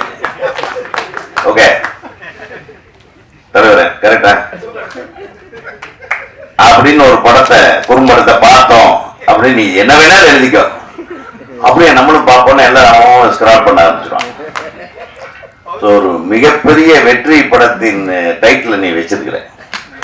இதே மாதிரி ஒரு டைட்டில் ஒரு முழு படத்துக்கும் வச்சு ஒரு அடுத்தது பெரிய படத்தை, அது யார் நடிக்க வருவாங்கன்னு தெரியாது. நீ சொன்ன அவரு பேரரசு சார் வருவார் நடிக்கிறதுக்கு. அவருக்கு வில்லனா வேணா நான் வர்றேன். ஒரு நல்லவனை வில்லனாக்குறதே இந்த சமுதாயத்தில் ஒரு வேலையா போச்சு. சும்மா சுத்திட்டு இருந்தவனை இந்த படத்துல கருடன் படத்துல கூப்பிட்டாங்க, நீங்க அப்படியே வந்து அப்படியே பேசிட்டு அப்படியே போயிடுங்க. ஒரு பக்கம் இங்க நம்ம சங்கத்து எலெக்ஷனு, இவர்கிட்ட சொன்னா எங்க ஓட்டெல்லாம் கேட்கணுங்க, இதெல்லாம் பிளான் பண்ணணும் அப்படி இப்படின்னு திட்டுவார். யார் நம்ம செயலாளர். அவர் செயலாளர் கேண்டிடேட்டுக்கு ஃபர்ஸ்ட் நிற்கிறார், நான் தலைவர் கேண்டிடேட்டுக்கு ஃபர்ஸ்ட் நிற்கிறேன். திடீர்னு தேர்தலுக்கு ஒரு 10 நாளைக்கு 5 நாளைக்கு முன்னாடி இதெல்லாம் முடிவெடுத்து போயிட்டு இருக்கும்போது நடிக்க கூப்பிட்டாங்க. அங்க வேட்டி கட்டினா உடனே பேரரசு போன், சார் இந்த கேரக்டர் இதுக்கு யாரை சார் போடலாம்ப்பா, கொஞ்சம் இருப்பா நடிச்சுட்டு வந்துடுறேன். இப்படி ஒரு சிக்கல்லையே நடிச்ச படம். துரைசந்தில் பார்த்தது அது, தம்பி நான் என்ன பண்ணேன், என்ன வேணாலும் பண்ணுங்கண்ணே. அவரு இப்போ இது என்னையா பண்றது, நான் என்ன நீங்க இயல்பா வாங்கினேன், அப்படியே நீங்க என்ன பேசணும், எல்லாம் மதுரை பாஷையில பேசுறாங்க. நான் கொஞ்சம் கோயம்புத்தூர் பாஷையில் பேசிக்கிறேன்றதான் சும்மா அப்படியே கொஞ்சம் மாற்றி பேசணும். அதை மிகப்பெரிய வெற்றி படமாக்கிய உங்களுக்கு எனது மனமார்ந்த நன்றி. அதில் என்னை பற்றி ஒரு 2 வரி எழுதின எனது நண்பர்கள், எனது உள்ளம் கவர்ந்த கல்வர்களுக்கு என்னுடைய மனமார்ந்த நன்றி. இல்லை அது என்னமோ என்ன பண்ணி விட்டீங்கன்னு தெரியும். அவன் மிட் நைட்ல எல்லாம் ஃபோன் பண்ணுறான். சார் நான் யூஎஸ்ல படம் பார்த்துட்டு இருக்கேன். அவங்க நைட்டில் நம்ம நைட்டு அவனுக்கு டே டைமாக இருக்கு. அவன் மலேசியாவிலேருந்து ஒரு 11 மணிக்கு நைட்டு 2 மணிக்கு படம் பார்த்துட்டு துபாயிலேருந்து ஃபோன் பண்ணுறாங்க. அதான் இந்த அளவுக்கு ஒரு ரீச் இருக்கா, இதை தப்பு பண்ணிட்டோமே, பேசாமல் டைரக்ஷனுக்கு வராமல் நடிக்க வந்திருக்கலாமே, அப்போவே 4 பேர் சொன்னாங்களே கேட்காம விட்டோம். ஆக நீ அடுத்த படத்துல இதே மாதிரி டைட்டில் வைக்கணும். இந்த இந்த இந்த இலக்கண வரம்புக்கு உட்பட்டு அது உட்பட்டு இல்ல நான் சொல்றது என்ன கருவோ எடுத்துக்கோ, என்ன கதையோ எடுத்துக்கோ, அதை பத்தி எனக்கு இப்படி ஒரு டைட்டில் இவருக்கு அட்ராக்டிவா பாருங்க. இன்னைக்கு இப்ப வரல யாரோ ஒருத்தர் எந்திரிச்சு போயிருக்காங்களா ஐயா? இந்த டைட்டிலுக்கு எவ்வளவு ஒரு அட்ராக்ஷன் இருக்கு பாத்தியா? அந்த காலத்துல பலூனை வெட்டி ஓட்டிக்குவாங்க. சிவாஜி அப்பா கூட டிராவல் பண்ணும்போது ஒரு தடவை சொன்னார், டே இவன் என்ன மேக்கப்பு, ஒரே படத்தில் ஒரே ஷாட்டு, இவன் ஷாட்டை கட் பண்ணி எந்த படத்தில் போட்டாலும் அந்த படத்தில் அது ஒட்டிக்கும். அந்த க்ளோஸும் முகத்தில் எந்த விதமான மாற்றமும் இல்லாமல் அதே மீசை, அதே ஹேர் ஸ்டைலு, அதே இது. இப்படித்தான் நான் நடிக்கிறாங்க என் பசங்க. என் படத்தை பார்த்து ஒரு படத்தில் நடந்த நடை இன்னொரு படத்தில் நடக்க மாட்டேன். ஒரு படத்தில் வச்ச மீசை இன்னொரு படத்தில் வைக்க மாட்டேன். ஒரு படத்தில் வச்ச ஹேர் ஸ்டைல் இன்னொரு படத்தில் வைக்க மாட்டேன். அதான் சிவாஜி. அப்பேற்பட்ட சிவாஜி சொன்னாரு. அவங்க எப்படி கஷ்டப்பட்டிருக்காங்கன்றது சொல்றேன். ஏன்னா நீ எடுத்திருக்கிற விஷயம் மேக்கப் தான் அங்கே வந்து எல்லாமே வந்து ஒரு கிளைமேக்ஸில் வந்து நிற்குது. அந்த மேக்கப்புக்கு யூஸ் பண்ணுற ஒரு விஷயத்தை தான் நீ வந்து அட்ராக்டிவாக யூஸ் பண்ணியிருக்க. ஆனால் அதே மேக்கப்பை அதை யூஸ் பண்ணி பண்ணுற மேக்கப்பை அது இல்லாத காலத்தில், அந்த காலத்தில் காண்டம்ன்றதே வரல. திருவருட்செல்வர்னு ஒரு படம் சிவாஜி சாருக்கு இங்கே ஒரே சுருக்கம் 3 சுருக்கம் இருக்கும் பார்த்தீங்களா? இப்படிங்கும்போது அப்படியே எல்லாம் தொங்கும். அது எப்படிப்பா போட்டீங்க? அதை கேள்ற மகனே என்ன, முட்டை இருக்குல்ல, முட்டையினுடைய ஒயிட் எக்கை தனியாக எடுத்து ஒரு கிண்ணத்தில் போட்டுக்குவாங்களே. வாழைப்பழம் இருக்கு இல்லையா, அந்த மலை வாழைப்பழத்தை உரிச்சு அந்த தோல் இருக்கு இல்லையா, இந்த தோலுக்கும் அந்த மலை வாழைப்பழத்துக்கு நடுவில் ஒரு இது இருக்கும் இல்லையா, இந்த உரிச்சு அது வந்து கொஞ்சம் அப்படியே அது வந்து நாராக இருக்கும். அதையும் போட்டு நல்லா குழப்பிக்குவாங்க. அப்புறம் இவங்க ஸ்கின் டோனுக்கு தகுந்த மாதிரி அந்த பவுடரை மிக்ஸ் பண்ணி அதை நல்லா குழப்பிட்டு அதை எடுத்து அப்படியே கட்டி எந்தெந்த இடத்துல எல்லாம் வேணுமோ எல்லாம் வச்சுக்கிட்டு சீனில் நடிக்கணும். அப்படியே மேக்கப் பண்ணணும். அப்படியே பக்காவாக அந்த வயசான இடத்துல எல்லாம் அந்தந்த இதை கரெக்டாக வச்சு அப்படி பண்ணணும். 1 மணி நேரம் 1.5 மணி நேரத்துக்கு பின்னாடி அவரால் தாங்க முடியாத நாருமா முட்டை பக்கத்தில் இருக்கிறவனுக்கு நாத்தம் வரும், எனக்கே கேவலமா இருக்குண்டா. திருப்பியும் போய் ஒரு 2 மணி நேரம் கழிச்சு திருப்பியும் அதே மாதிரி மேக்கப் போடணும். அப்போ என்ன ஒரு பர்ஃபெக்ஷன் அதில் இருக்கும், எவ்வளவு கஷ்டப்பட்டிருப்பாங்க. ஸோ இப்போ நம்ம சிரிக்கிற மாதிரி ஈஸியான விஷயம் இல்லை. அழகாக சொன்னார் நம்ம பிஆர்ஓ சார். சினிமாவுக்கு பின்னாடி நம்ம படுற கஷ்டங்கள் பெரும்பாலானவர்களுக்கு தெரிவதே இல்லை. அவங்க போன படம் சரியில்லைடா அவனது, இந்த படத்தை இப்படியெல்லாம் பேசுவாங்க. அவன் இவன் ஒருமையில சினிமாக்காரனும் பேசுவாங்க. ஆண்டவனும் பரவாயில்ல, கண்ணில் தெரியறது இல்லை, நம்ம என்ன வேணாலும் பேசல, நம்ம பக்கத்தில் வச்சுட்டே பேசுறாங்களா, அதான் நான் டென்ஷனா இருக்கேன். அதனால ஒவ்வொரு தொழிலுக்கும் அதுக்கு உண்டான கஷ்டங்கள், அதுக்கு உண்டான விஷயங்கள் நிறைய இருக்கு. ஒரு குறும்படத்தில் தம்பி சொன்னவங்க யாரோ சொன்னாங்களே, நம்ம நடன இயக்குனர் சொன்னார், ஒரு குறும்படத்தில் ஒரு விஷயத்தை எவ்வளவு அழகாக கம்யூனிகேட் பண்ண முடியும். மற்ற உணர்வுகள் எல்லாத்தையும் வேற மாதிரி வழிநடத்தி போய் ஆனால் உண்மை என்ன அப்படிங்கிறது கொண்டாந்து ஒரு கிளைமேக்ஸை வச்சோம் பாருங்க. அதுக்காகத்தான் நான் வந்து பாராட்டுறேன் இந்த படத்தில் நடித்த நடிகர்கள் நடிகைகள். வாழ்த்த வந்திருக்கும் எனது அன்பிற்குரிய தம்பிகள் அனைவருக்கும் எனது மனமார்ந்த வாழ்த்துக்கள். அது மட்டும் இல்லை, இதில் குறிப்பாக நம்ம சொல்லணும்னா எங்கள் சினிமா, எங்களை வாழ வைக்க வந்த சினிமா அது தங்க சினிமா. என்ன பாட்டு எழுதுகியா, எனக்கு பொறாமையா இருக்கு. அவர் சொன்னார், கவிஞர்கள்ல நிறைய பேரை பார்த்துருக்கேன், ஆனால் இவர் ஒரு 1/2 மணி நேரத்தில் பாட்டு எழுதுற ஒரு கவிஞர்னு அது இவர் தான். டக்கு எழுதி விட்டுருவோம். அதை தம்பி எழுதின எல்லா பாட்டுகளுமே இந்த விஜய்க்கு, குறிப்பாக விஜய்க்கு, அதாவது விஜய்க்குன்னா அவருக்கு வந்து உடும்போல் இருக்கு.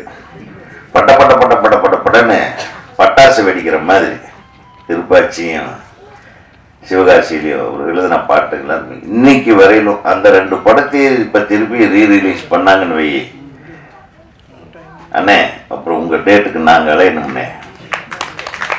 அந்த மாதிரி ஒரு நிலைமை வர வேண்டும். பேரரசு இந்த மாதிரி ஒரு நல்ல தம்பியை உருவாக்குறதுக்கு அவருக்கு நீங்கள் உறுதுணையாக இருந்ததுக்கு, ஒரு இயக்குனராக இருந்து அவரை வழிகாட்டியதுக்கு அவர் ரொம்ப நேசிக்கிறார் இவர். ஸோ உண்மையான மனசுக்குள்ள உண்மையான ஒரு பக்தின்னா இது அப்படித்தான் இருக்கணும். ஒரு நமக்கு சீனியருக்கு நம்ம ஒரு மரியாதை கொடுக்கணும்.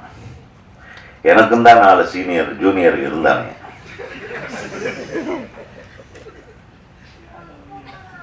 என்னை 7:30 மணிக்கே கொண்டு போய் படுக்க வச்சிருவாங்க. ஏன்டா என்ன? இல்லை சார் நீங்கள் போய் தூங்கு சார், ரெஸ்ட் எடுங்க சார், மீதெல்லாம் நாங்கள் பார்த்துக்குறோன்றோன்னு. இல்லை பார்த்துக்குவாங்க. ஆனால் அவங்க மட்டும் 2 மணிக்கு தான் தூங்குவானுங்க. என்ன பண்ணுறாங்கன்னு நான் கண்டுபிடிக்கவே கூடாதான். இது எப்படி இருக்கு? ஜாலியாக இருப்பானுங்க பசங்க. எனக்கு அசிஸ்டண்டாக இருந்திருந்தா நீ ஜாலியாக இருந்திருந்துருக்கலாம், அதை சொல்ல வர. ஏன்னா நான் ஷூட்டிங் படப்பிடிப்புல ஈவினிங் 6 மணிக்கு மேலே 7:30 8 மணிக்கெல்லாம் நான் தூங்கிடுவேன். தூங்க வச்சிருவானுங்க என் அசிஸ்டன்ட். அதுக்கப்புறம் அவனுங்க பாட்டில் ஓப்பன் பண்ணுறது. அதுக்கு நான் இடையூறாக இருந்துடக்கூடாதுன்ற ஒரு காரணத்துக்காக அவ்வளவு நல்ல மனசோட அப்புறம் அப்போவே எனக்கு நடிக்கிறதுக்கெல்லாம் வாய்ப்பு வந்தது. இந்த பொண்ணுமணி படத்துலேயே நான் தான் ஹீரோவாக நடிக்க வேண்டியது. ஆக்சுவலாக எங்கே நான் நடிச்சிருவணுன்றதுல இவங்க ரொம்ப குறியாக இருந்துட்டாங்க. சார் ஆனால் சார் கரெக்டாக வீட்டில் போய் சார் நடிக்கிறன்ற ரன்னி, அதுக்கப்புறம் நீங்கள் உங்கள் வாழ்க்கையை நீங்கள் முடிவு பண்ணிக்கங்க இப்படி எல்லாம் சொல்லி பிட்ட போட்டு, இந்த தரணின்னு ஒருத்தர் இருக்கான் பார்த்தீங்களா, அவன் செய்யார் ரவி, இந்த மாதிரி என்னை ரொம்ப நேசிக்கிற இவங்க நம்மளுக்கு அப்போவே வழி பண்ணிட்டாங்க. இல்லைன்னா நான் வேற ஏதோ ஹீரோ ஒரு ராமராஜன் சார் மாதிரி நான் இங்கே சொன்னால் பாட்டு பாடிட்டு ஜாலியாக சுற்றி இருப்பேன். உனக்கு அந்த ஆசை இருக்கேன் இருந்தாலும் தப்பு இல்லை. இந்த டைட்டில் வைக்கும் போதே உனக்கு ஏதோ ஒரு மேட்டர் இருக்கு, ஒர்க் அவுட் ஆகிடுவேன். வாழ்த்துக்கள். அனைவருக்கும் வணக்கம். நதி அவர்களை வாழ்த்து வந்திருக்கும் அனைத்து அன்புலங்களுக்கும் என்னுடைய நன்றி. குறிப்பாக இயக்குனர் சங்க தலைவர் ஆர்.பி. உதயகுமார் அவர்கள், ஏன்னா அவர் இன்னொரு ஃபங்க்ஷனுக்கு போயிட்டார். அதை முடிச்சுட்டு இங்கே வந்ததே நதிக்காக தான். ஏன்னா அவர் என்னை கூப்பிட்ட விட அவர் தான் அதிகமாக கூப்பிட்டு தொந்தரவு பண்ணிட்டு இருந்தார். ஆமாம், அவர் ஆமாம் அவர் தான் நிறைவாக இருக்கும், அவர் நிறைவாக இருக்கும்னு சொல்லிட்டாரு. இப்போ நம்ம நிறைவாக இருக்காதோ அப்படின்னு எனக்கு ஒரு சந்தேகம் வந்துச்சு. ஆமாம் ஆமாம், வந்ததுக்கு விதைச்சிட்டார். நீங்கள் அடுத்த படம் சீக்கிரம் இயக்கணும், அதில் ஒரு உதவிக்கிற பணிபுரிவார். எனக்கும் அவங்க கூட உதவிக்கிற பணிபுரி ஆசை வந்துருச்சு. ஏன்னா இப்போ ஜாலியாக இருக்கணும், இப்போ தான் எனக்கு தெரியுது. உதவிக்கிற ஒரு இப்போ ஜாலியாக இயக்குனர் 8 மணிக்கு தூங்க வச்சுட்டு 2 மணி வரைக்கும் அவ்வளோ ஜாலியாக இருக்கணும்னா கொடுத்துச்சே உதவிக்கிற அவங்களாம். அந்த குடும்பம் எனக்கு இல்லை, நமக்கு யாருக்குமே இல்லை. நதி நீ பாவம் பண்ணுற, ஏன்னா எனக்கு உதவிக்கு நான் வந்துட்டு பாரு. அடுத்த படம் இதுக்காக ஒரு படத்தை இயக்கணும், நம்ம 2 வாங்கி சேர்ந்து நம்ம போய் நம்ம லைஃப் எப்போ தான் நம்ம ஜாலியாக என்ஜாய் பண்ணுறது. அப்புறம் இந்த டைட்டில் ஃபஸ்ட்டு நதி சொல்லும்போது எனக்கு நெடுவாக இருந்துச்சு. ஆனால் காண்டம் வச்சுருக்காப்புலையே மக்கள் வேற மாதிரி நினச்சிருவாங்களே, அது தண்டம் வச்சு நான் சொல்லி பார்த்தேன். நம்ம அவருடைய படைப்புக்கு தலைப்பு வைக்கிறது அவரோட பொறுப்பு, கடமை, அவர் விருப்பம். ஆமாம் ஆமாம், சொல்லி பார்த்தேன். எப்படிப்பா யாராவது கூப்பிடும்போது என்ன சொல்லி கூப்பிடுறது? காரணம் ஆமாம், அப்போ கண்ணும் குறும்புனால சொல்லும் போதே மாதிரியா இருக்கேன்னு நினச்சேன். ஆனால் அப்போ தெளிவான ஆள். நான் ஒத்துந்தே வரமாக இருக்கேன். தலைவர் வரமாக இருக்காரு, இவரும் வரமாக இருக்காரு. இந்த மாதிரி டைப்பில் வச்சாதான் ஒரு கவனம் வரும். எந்த ஃபங்க்ஷன் இருந்தாலும் முடிச்சுட்டு வந்துடணும். ஆமாம், காரணம் கையில் வச்சுருக்காங்களே அப்படின்னா இந்த ஃபங்க்ஷன் இருக்கும்போது நினப்பு இங்கே இருக்க இருக்கு. நம்ம எஜமானுக்கு சொல்லுங்க எஜமா, சொல்லுங்க மாதிரி அவருக்கு அங்கே இங்கே ஞாபகம் இருக்கு. என்னடா காரணம் வச்சாங்க, என்ன கதையாக இருக்கும், என்ன சொல்ல வராங்க அப்படின்னா ஒரு எஜமானையே இழுத்து கொண்டு வந்திருக்குன்னா காண்டம் பவர்ஃபுல் தான். அப்புறம் சில டைட்டில் வந்து அது இங்கிலீஷ் வச்சாலும் அது இங்கிலீஷில் தெரியாது. சிலது தான் அவங்களுக்கு இங்கிலீஷ் வார்த்தையாக தெரியும். சில டைட்டில் வந்து இப்போ ஜென்டில்மேன் அது வந்து நம்மளுக்கு இங்கிலீஷ் டைட்டில் தான், ஆனால் நிறைய பழக்கப்பட்ட வார்த்தை. காட்ஃபாதர் நம்ம சில நிறைய பழக்கப்பட்ட அதிகமாக பழக்கப்பட்ட வார்த்தை வந்து அது இங்கிலீஷ் வச்சாலும் அது இங்கிலீஷில் தெரியாது. அது மாதிரி காண்டமா காண்ட வைக்கிற மாதிரி ஆயிட்டு கிடையாது. காண்டம்ங்கிறது அது இங்கிலீஷ் வச்சா தான் கரெக்ட். அவசரம் மாதிரி ஆணவம் வச்சுங்களே அது வேற மாதிரி ரொம்ப பச்சையாக போயிடுது. அப்பப்போ சிலதெல்லாம் நம்ம உழுக்குலாம் பண்ணுவார் அவர். அதுக்குள்ள கேட்டார், சில விஷயங்கள் கேட்கணும் அவர்கிட்ட, சில விஷயங்கள் உஷாராயிருக்கணும். அது இந்த காண்டம்ங்கிறது இங்கிலீஷ் வச்சா தான் கரெக்டு. அந்த டைட்டில் வந்து எல்லாருக்கும் அந்த டைட் பார்த்து உள்ள போய் பார்க்கணுங்கிற ஒரு ஆர்வம் வரும். அதுக்கு எனக்கு பாராட்டுக்கள்.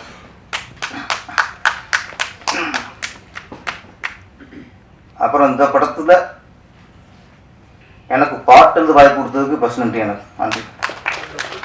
ஏன்னா சில அளவில் எழுதும் மனசு நிறைவாக இருக்கும். இப்போ நம்ம வந்து திருப்பாச்சியில் ஹீரோ விஜய், அவருக்கு ஒரு ஓப்பன் சாங் எழுதணும்.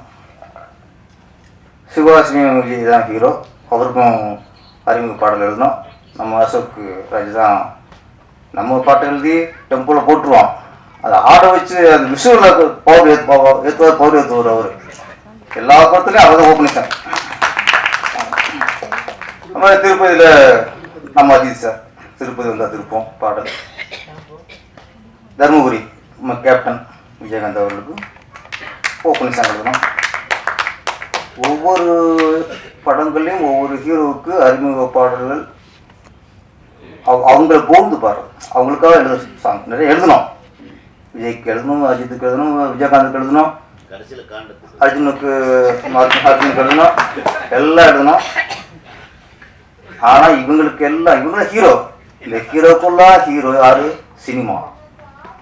எல்லா ஹீரோக்கும் ஹீரோ சினிமா தான். அப்போ இத்தனை ஹீரோக்கு நான் பாட்டு எழுதுனதை விட நான் சினிமா பாடுறேன் பாருங்க, அதுதான் நிறைவு. ஒரு ஆத்ம திருப்தி. நம்ம சினிமாவுக்கு ஒரு தாயை புகழ்ந்து பாடுற மாதிரி, ஒரு தந்தையை புகழ்ந்து பாடுற மாதிரி, நம்ம வணங்குற தெய்வத்தை வணங்கி புகழ்ந்து பாடுற மாதிரி, அந்த ஒரு ஃபீல் தான் என் சினிமாவை பற்றி நான் எழுதியது. இன்னொன்று நிறைய பேர் இருக்காங்க இந்த சினிமாவை இழிவாக பேசியே பொழப்பு. சினிமாவில் இருந்துக்கிட்டே சினிமாவை இழிவாக பேசுகிறோம். அது ஒரு பொழப்புன்னு ஒரு பொழப்பு. அதில் ஒரு வார்த்தை வச்சுப்பேன், சேரவாதி இறைச்சாலும் சந்தனமாக மணக்கும். நீ சினிமாவை பற்றி யார் என்ன வேணால் நிற்க வேணா பேசுங்க, இழிவுபடுத்துங்க, அது உங்களையும் வாழ வைக்கணும். அதான் சினிமா. சினிமாவை இழிவாக பேசணுமே வாழ வைக்க தான் நம்ம சினிமா. அது மாதிரி நமக்கு ஒரு முதல் பட தயாரிப்பாளர் சாமி மறுத்தான், தெய்வம் மறுத்தான். நமக்கு போராடுற காலத்தை யார் வாய்ப்பு கொடுக்குறாங்களோ அவர் தெய்வம் மறுத்தான். அவங்க யாரு? சினிமாக்காரன் தானே, புதுசு சினிமாக்காரன் தான், ஹீரோ சினிமாக்காரன் தான். அப்போ இதுக்கெல்லாம் ஒரு நன்றி கடனா நம்ம ஒரு வார்த்தையை சொல்றதை விட அது ஒரு பதிவா ஒரு பாடல் எழுதுகிற வாய்ப்பு கிடைக்கிறது எனக்கு கிடைத்த பாக்கியம். அது நான் கேட்டா நான் யூஸ் பண்ணிக்கிட்டேன். அதான் நான் பாட்டு எழுதுன விட இங்கே திரையில் போகும்போது 2-3 பாடல்களுக்கு இங்கே கைதட்டல் சில விசில் வந்துச்சு. அப்போ அது பாடல் வரிக்கான கைதட்டல் இல்லை, சினிமா நேசிச்சுட்டு இருக்காங்க, சினிமா விசில் ஆரம்பிச்சிருக்காங்க, அதுதான் கைதட்டல் விசில் அடிக்கானா எப்படி வரும்? தான் சார்ந்த திரைத்துறையை அப்படி அதுக்கான வரிகளை போடும்போது கைதட்டானா சினிமா நேசிட்டான. அப்போ அது கைதட்டு கேட்கும்போது நமக்கு சந்தோஷம். சில சந்தோஷங்கள் தான் நமக்கு மனசுக்கு முழுமையான ஒரு திருப்தியை கொடுக்கும். அந்த மாதிரி தான் பாடல் கருத்து. இன்னொன்று நதியை பற்றி ஒன்று சொல்லணும். ஒருவேளை நானும் ஒன்று தான், ஒரு ஒற்றுமை இருக்குது. நான் உதயகுமாரா சரி அழைச்சிக்கிட்டு இருக்கேன். சில டேரக்டரை போய் பார்த்துருவோம், மறுநாள் சேர்ந்துடலாம்னு நினைக்கிறது பார்க்கவே முடியாது. பார்க்கறதுக்கு பல மாதம் ஆகும். நம்ம பார்ப்போம், அவங்க பார்க்க உள்ள போயிடுவான், ஆஃபீஸில் போயிடுவாங்க அப்படியே. அப்போ எனக்கு ஒரு காலகட்டத்தில் எங்கள் அப்பா வேற சொல்லிட்டு வந்துட்டோம், 1 வருஷம் டைம் கொடுத்துருக்காரு.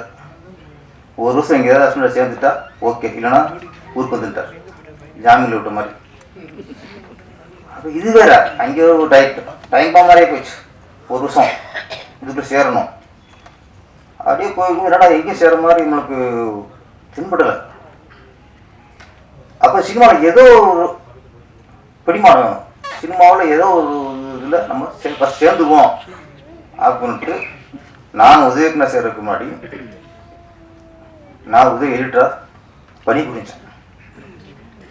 சோலைக்குன்னு ஒரு படம்,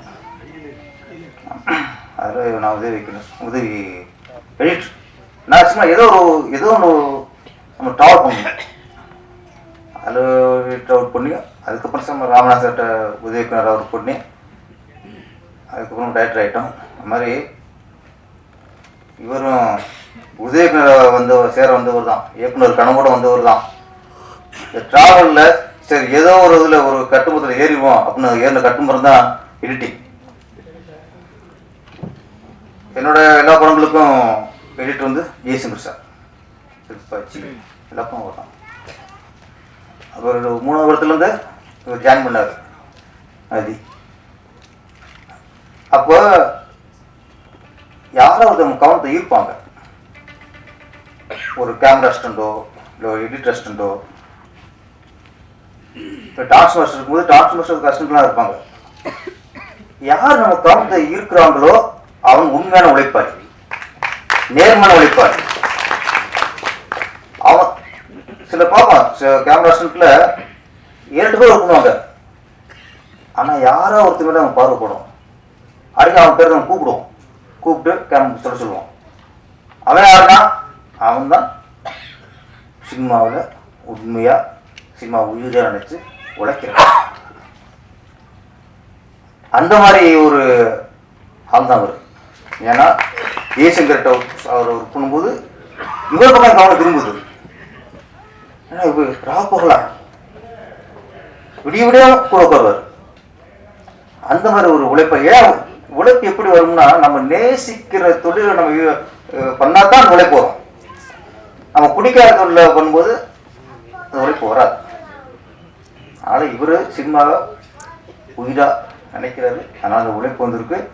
அந்த உழைப்புக்கான அந்த நேசத்துக்கான ஒரு அஸ்திவாரம் தான் இந்த காண்டம். இந்த காண்டம் உன் தொழில் பாதுகாப்பு, அந்த காண்டம் வேற பாதுகாப்பு. இந்த காண்டம் நதியின் தொழிலுக்கு பாதுகாப்பு. என்ன அப்புறம் நிறைய பேர் பேசினாங்க சினிமா, இந்த சினிமா பற்றிய ஒரு குறும்படங்கிறனால நம்ம சிலர் பேசி ஆகணும். இங்கே மேலே இருக்க எல்லாருமே இப்போ ஆதேஷ் பாலா அவருடைய அந்த நேசம், சினிமாவை நேசிக்கிறது, ஏதோ ஒரு வகையில் நம்ம மக்களோட கவனத்தை ஈர்க்கணும் அப்படிங்கிறக்க எதுவும் பண்ணியிருக்காரு. குறும்படம் பண்ணுறாரு, ஆக்ட் பண்ணுறாரு, குறும்படத்திலே ஒரு புதுமை பண்ணி எப்படி கவனத்தை ஈர்க்கணும். எப்பவுமே ஒரு கலைஞர் இருக்கிறன்னா மக்கள் கவனத்தை எப்படி அவங்க பக்கம் ஈர்க்கணும்னு நினைக்காம பாருங்க, அவங்க உண்மையான கலைஞர். ஏதோ பண்ணோம், ஏதோ ஒரு பொழுதுபோக்கு பண்ணோம், ஒப்பேற்றணும் அப்படி இல்லை. ஒரு விஷயம் அவன் கவனத்தை இருக்கணும். உட்கார்ந்து யோகி சார் அவர் மாஸ்டரு வெறி உண்ட ஒருவர். சாப்பிட்ட மாலை உத்தரவாசம் உட்காந்துருக்காரு. உள்ள விட்டா ஜல்லிக்கட்டு மாதிரி வருது. அப்படி பண்ணுவாரு. இது என்ன சொல்றேன், எல்லாருமே சினிமா நேசிக்கிறவங்க. ஒரு கதாநாயகனை பற்றி கரண்ட் இருக்கவங்க பற்றி வதந்திகள் கிசு வரும், இயல்பு. அது எப்பவுமே எம்ஜிஆர் காலத்துலேருந்து சிவாஜி காலத்துலேருந்து இப்போ ரஜினி காலம், கமல்ஹாசன், விஜய், அஜித் கிசு வரும்.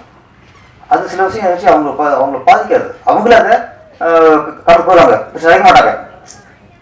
ஒரு கதாநாயகனை பற்றியும் ஒரு கதாநாயகியை பற்றியும் கிசு வரும்பொழுது அவர்களே அதை பெரிதாக நினைக்க மாட்டார்கள். இது சினிமாவோட இது சகஜம் அப்படின்னு தாண்டி போயிடுவாங்க. நான் அப்படி எழுது தப்பு இல்லை. ஒரு கதாநாயகி ஒரு 10 வருஷமா சினிமாவில் பயணிச்சு நடிச்சு அதுக்கப்புறம் அவங்க யாரையோ ஒருத்தரை விரும்பி கல்யாணம் பண்ணி அவங்களுக்கு குழந்தையெல்லாம் பிறந்து அதுக்கு பேர் வச்சு ஸ்கூலில் சேர்த்துட்டாங்க. இப்போ போய் அந்த கதாநாயகி ஆரம்பத்தில் எந்தெந்த நடிகருடன் தொடர்பில் இருந்தார். கேவலானது. ஒரு பெரிய நடிகர் அவருக்கு பையனோ பொண்ணு பிறந்து பேரம்பத்திய இன்னைக்கு +1 படிச்சிருக்காங்க. இப்போ இந்த நடிகரை குறிப்பிட்டு 40 வருஷம் 50 வருஷத்துக்கு முன்னாடி அவர் ஃபர்ஸ்ட் எந்த நடிகரோட தொடர்பு இருந்தார், இந்த நடிகை பண்ணி அவர் ஏமாத்திட்டாரு. நான் என்ன சொல்றேன்னா, இந்த சைடில் போடும்போது இந்த பேரையும் படிப்பாங்க இல்லையா,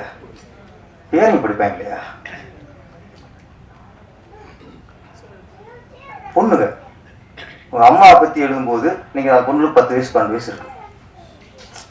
நம்ம அம்மாவை பற்றி இப்படிலாம் எங்கள் அம்மா இருந்திருக்கு அப்படின்னா அந்த பொண்ணு இன்னைக்கு மீடியாவில் எப்படி இருக்கு, இன்னைக்கு எல்லாம் பார்க்குற மற்ற செல்லுலேருந்து எல்லாரும் பார்க்குறாங்கல்ல. அப்போ அந்த ஒரு நடிகை பற்றி கல்யாணம் ஆகி குழந்தைகள் உள்ள நடிகை பற்றி யூடியூப்ல போடும்போது அதை அந்த பசங்க அந்த நடிகரோட குழந்தைகளை பார்க்குங்கிறது நமக்கு மைண்டு வேணாமா? தாத்தாங்க பேரம் நடிகரை பற்றி இப்போ எழுதும்போது பேரம் பார்ப்பான்னு தெரிய வேணாமா? இது நாட்டுக்கு ரொம்ப அவசியமா?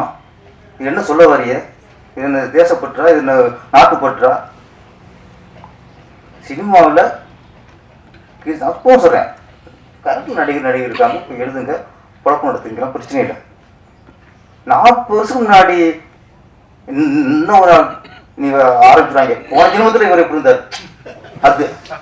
ஆமாம், இந்த நடிகர் போன ஜென்மத்தில் இங்கே இந்த உங்களோட தொடர்பு இருந்தார். அதெல்லாம் கலந்துவாங்க. இப்போ தயவுசெய்து கல்யாணம் ஆகி செட்டில் ஆகி அவங்கவுங்க குடும்பத்தை பார்த்துட்டு இருக்காங்கல்ல, அவங்க வந்து தயவுசெய்து எழுதாங்க ப்ளீஸ். விட்டுருக்க அவங்களுக்கு குழப்பம் வேணுமா? கரண்ட்ல இருக்க வெளியே உதயகுமார் பத்திட்டுங்க, என்னை பத்திட்டுங்க. ஏன்னா இவர் அதான் ஈஸியாக எடுத்து போயிடுவார். அது இப்போ எழுதக்கூடாது, அவருக்கு ஒரு பொண்ணா இருக்கு. இப்போ கரண்ட்ல ஒரு நடிகர்களை பத்தி டேரக்டர்ல பத்தி லோகேஷை பத்தி எழுதுங்க. அவரும் கல்யாணம் ஆச்சுல, என்ன கல்யாணம் ஆச்சு, நம்மதான் 10 கல்யாணம் ஆச்சு.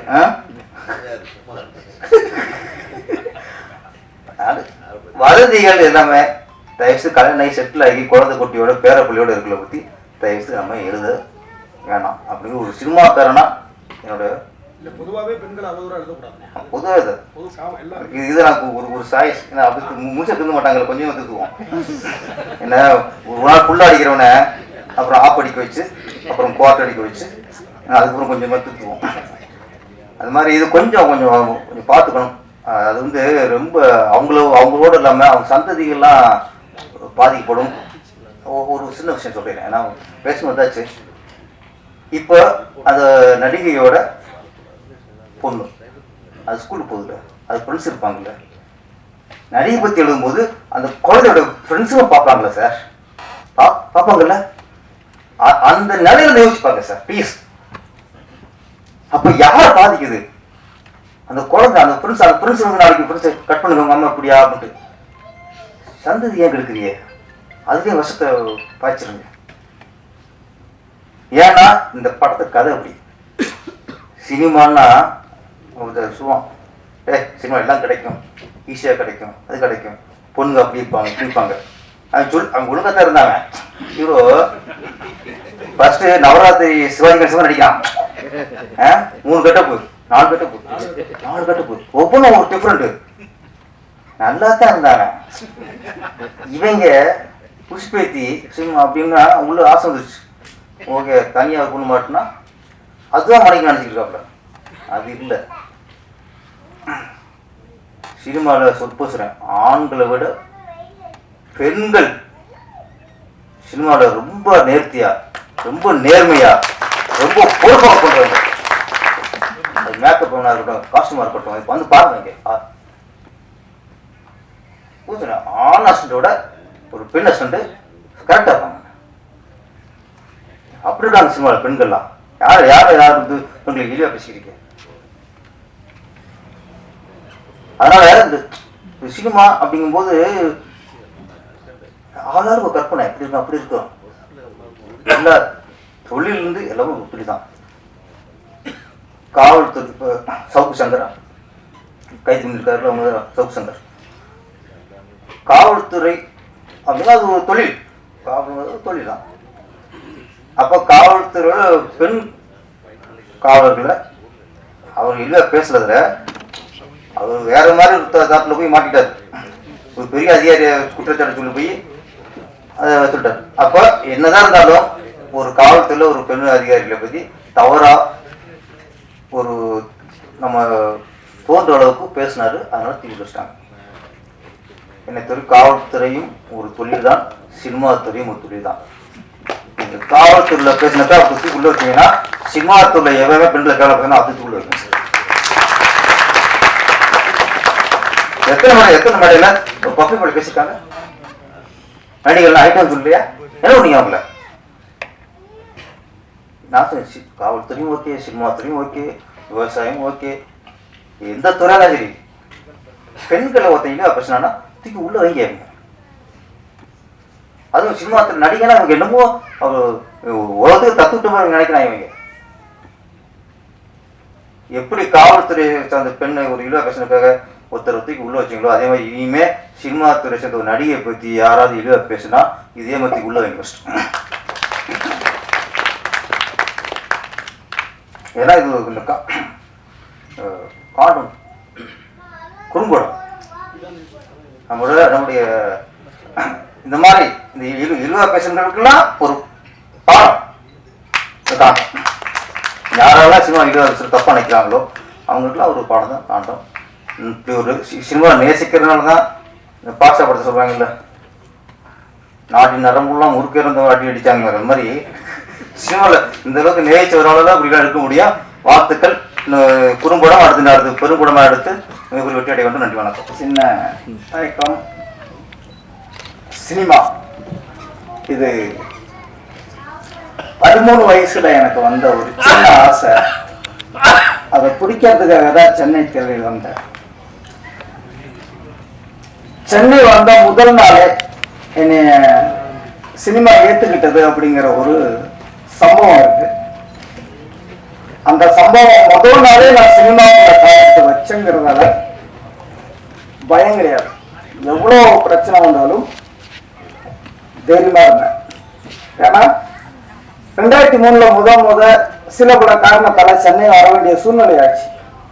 அப்ப வீட்டுல சொல்லாம ஓடியான்ட்டேன். அப்ப எங்க அண்ணன் ஒருத்தவங்க இருந்தாங்க, சிவபிரகாசம். அவரையும் போன் நம்பரும் மட்டும்தான் தெரியும், பேரு போன் நம்பர் தான் தெரியும், அவரை தெரியாது. எங்க ஊருக்காரங்க அவர் அழைச்சிட்டு வந்து எப்படியோ பிடிச்சி வந்துட்டான்.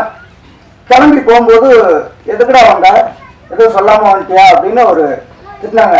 எங்கடா ஊருக்கு அனுப்பிட்டு வருவோன்னு பயத்துல, இல்லைண்ணே சும்மா லீவு அதனால வந்தனா அப்படின்னு சொல்லி போய் சொல்லி சைக்கிள் அழைச்சிட்டு வர்றாரு. முதல் நாள் சினிமா எங்க இருக்குன்னு தேடிக்கிட்டே மனசுக்குள்ள ஓட்டிக்கிட்டே வந்தேன். எங்க அண்ணா சொன்னாரு, டேய் இதாடா கேப்டன் வீடு அப்படின்னாரு. என்ன முதல் நாளே ஏற்றுக்கொண்ட கலைத்தாய்க்கு நன்றி சொன்னதில்லாம அவளுக்காக உண்மையா இருக்கணும், உழைக்கணும்னு நினைச்சேன். இன்னொரு அதுதான் பண்ணிட்டு இருக்கேன்.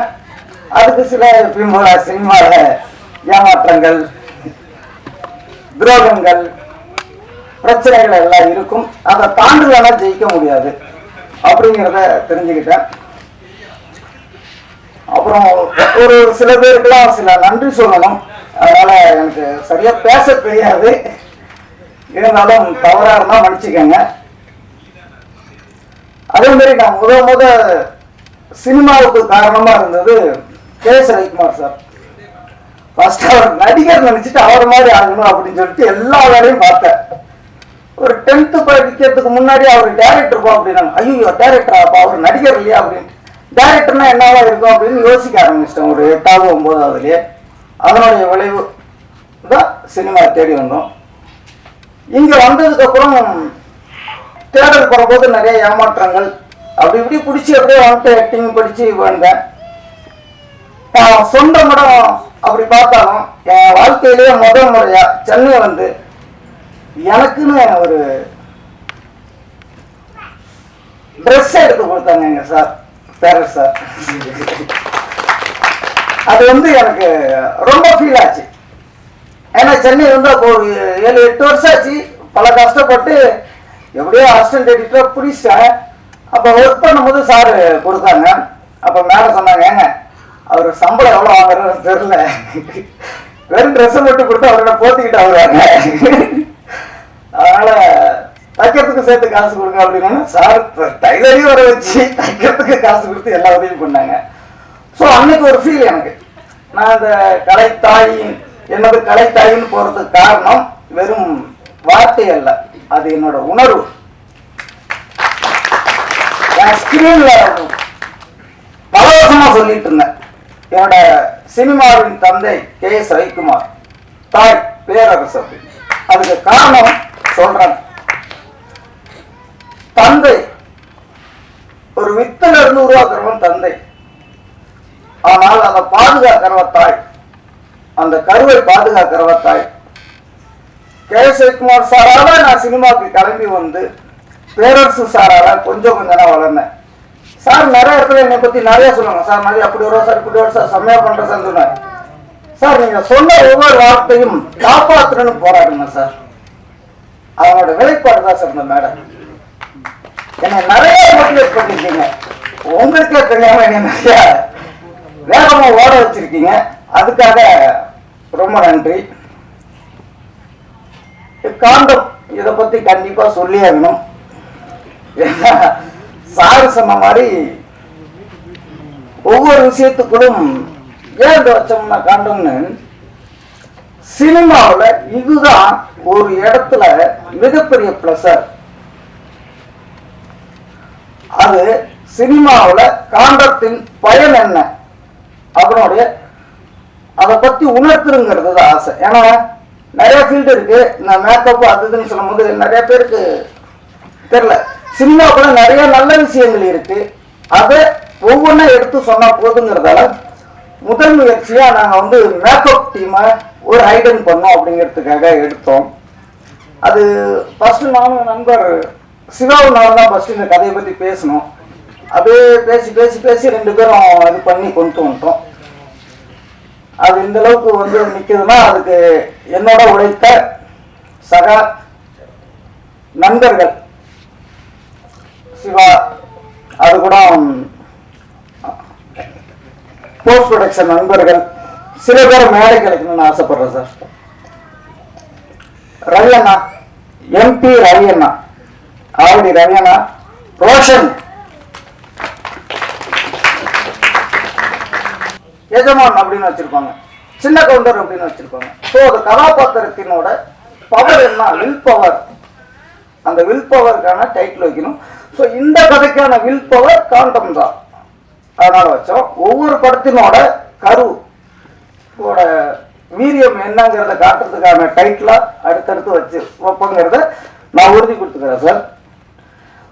எனக்காக வந்த அனைத்து பத்திரிகை ஊடக நண்பர்களுக்கும், எனக்கு சப்போர்ட் செய்த அனைத்து நல் உள்ளங்களுக்கும், அதே மாதிரி நான் எடிட்டராக ஒர்க் பண்ணும்போது எனக்கு ஃப்ரீடம் கொடுத்த என்னோட மொத்த இயக்குனர்களுக்கும் என்னோட நன்றி. மாஸ்டர் கூட எனக்கு ஃப்ரீடம் கொடுப்பாங்க, அசோகராஜா மாஸ்டர். கச்சேரி ஆரம்பம் இதெல்லாம் வந்து ஒர்க் பண்ணிட்டு இருக்கும்போது கொஞ்சம் பயப்படுவேன், தடுமாறுவேன் கடற்கடன்னு. என்னாச்சு, நல்லா தானே ஒர்க் பண்றீங்க, ஏன் என்னாச்சு? இல்லை மாஸ்டர், அது 2 ஃப்ரேம் அப் பண்ணுங்க, 2 டவுன் பண்ணுங்க, நான் கன்ஃபியூஸ் ஆயிடுவேன். அப்பு டவுன் தெரியாம. அதுக்கெல்லாம் நுணுக்கங்கள் சொல்லிக் கொடுத்த மாஸ்டருக்கும் நன்றி. அனைவருக்கும் மிக்க மிக்க நன்றி.